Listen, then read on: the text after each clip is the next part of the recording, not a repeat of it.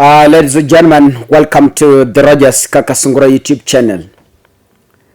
We are at a critical time as a country, a place whereby we are fighting with the cost of living. Though it's a global issue, but then as much as it's global, some people are still injecting some salt on fresh goods. What do I mean? As we speak, Kenyans are battling the high cost of living, ranging from basic commodities, go to fuel and electricity. On top of that, on top of the high cost of living, buying fuel at the high cost, buying tokens at the high cost, buying unga at the high cost, buying salt at the high cost, buying sugar at the high cost. On top of that,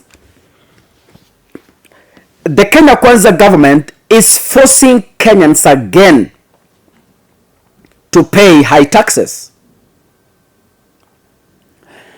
The landlords, the government is on the neck of landlords. So if you are a landlord, you will be expected to pay 30% for your total earnings from your houses.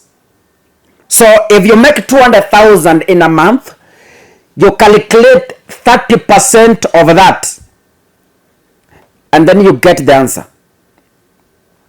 That's what you will pay back to government as usual.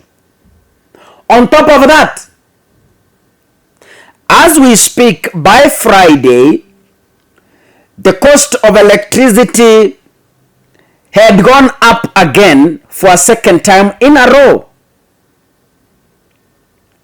The tricks here by Kenya Kwanza government, as much as they are saying they are lowering the cost of living, it's false.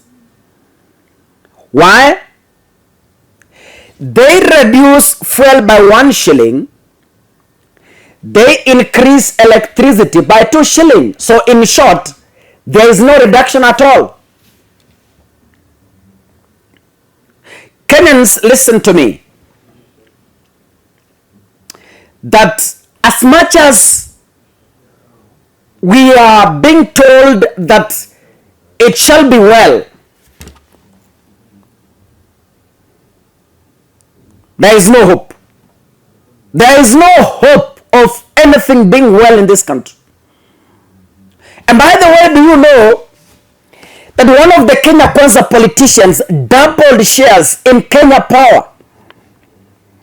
So when electricity is selling, a hustler, in quotes, from Kenya Kwanza is minting millions from Kenyans through the increase of tokens.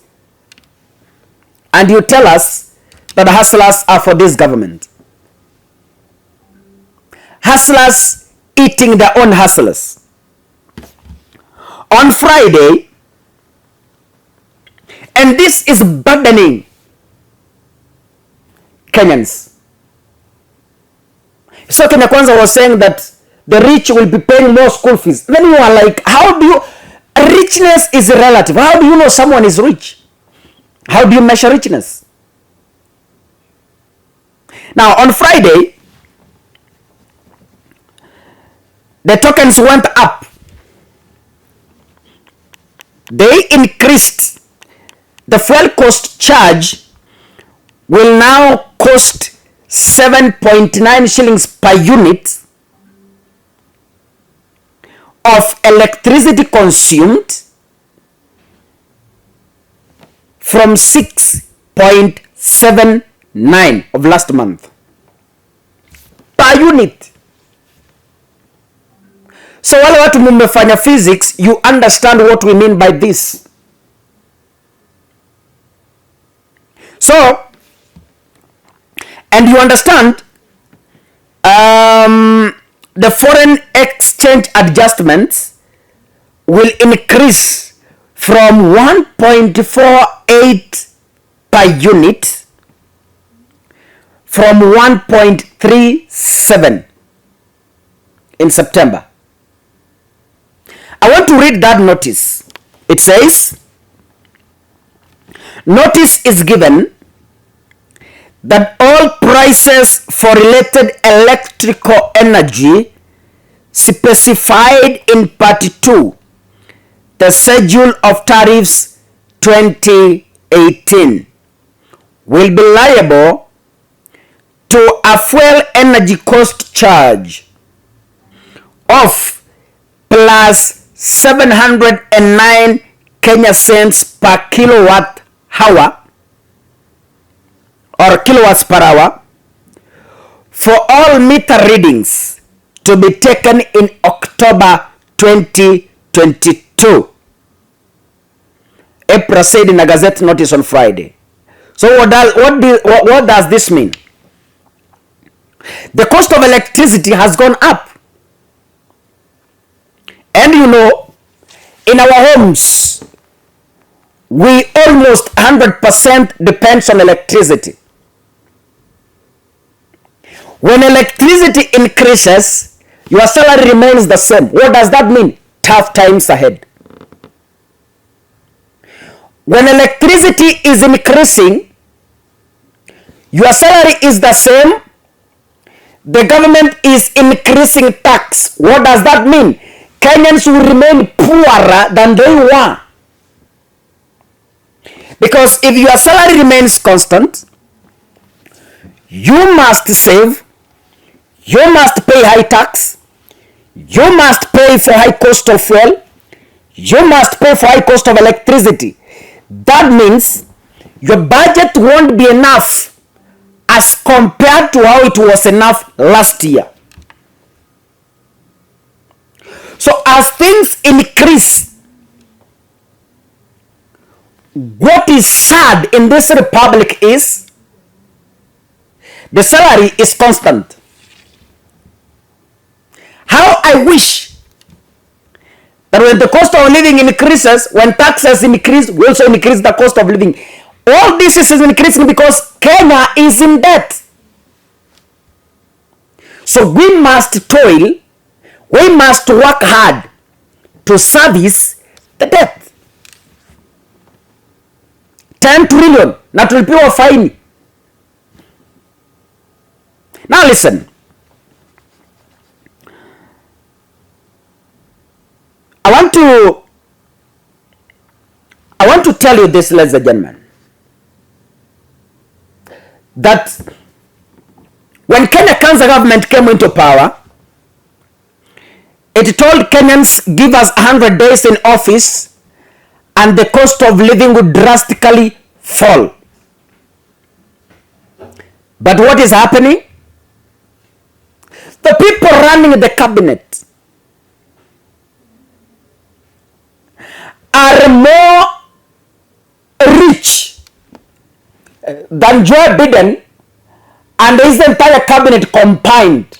That is Kenya. These are the people who are burdening our economy. What do I mean?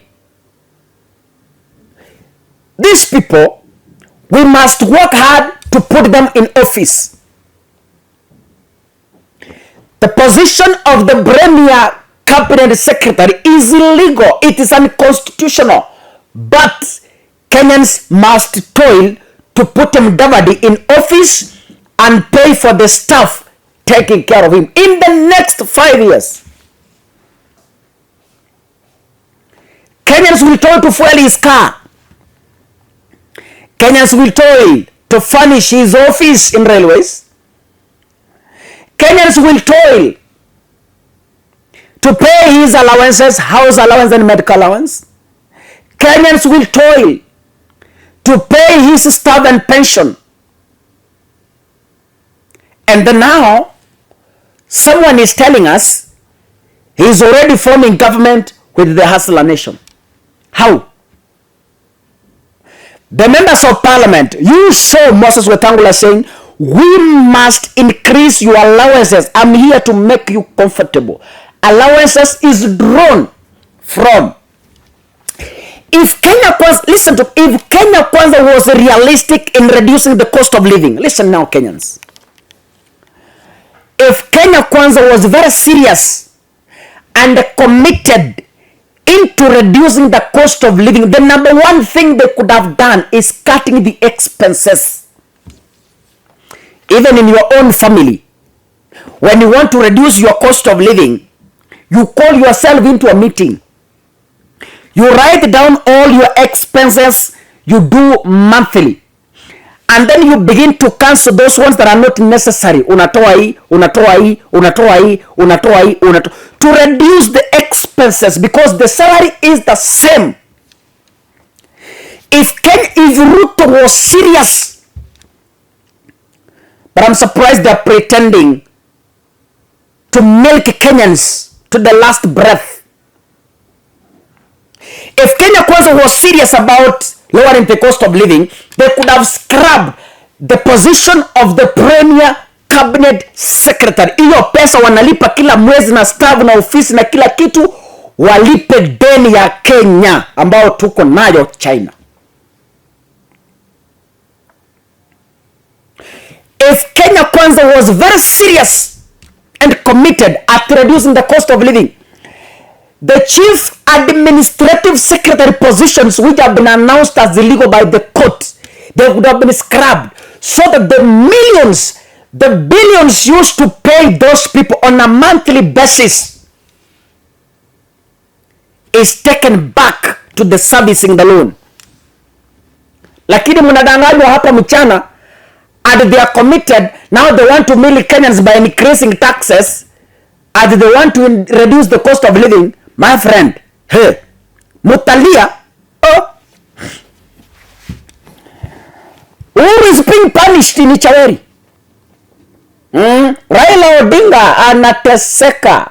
Hey, Raila Odinga anateseka sana Bondo. Kuna shida kubwa. Uhuru Kenyatta cannot even afford food in his family. Anateseka. Hey, President wetu anateseka Ichaweri. Kenyans voted to punish them, and I hope wanateseka. Wacha niwaambie wa Kenya, mutajililia, mukirudi kujililia, murudi kukulana nyinyi wenyewe, hustlers wenyewe. You will eat each other. Mutakulana kweli kweli. You will swallow each other. Unaona Kiambu, the people who voted to punish Uhuru Kenyatta are fighting for relief food. Kiangazi, kuna chakula, nothing.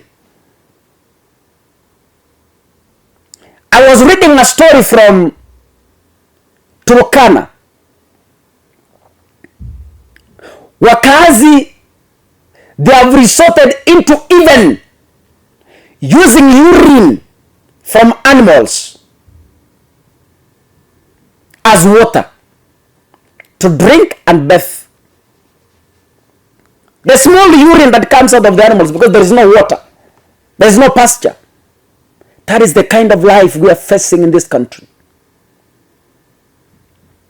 Kenyans, prepare for a tough time. If there's someone lying to you that it will be better, my friend, wake up before you wet your bed.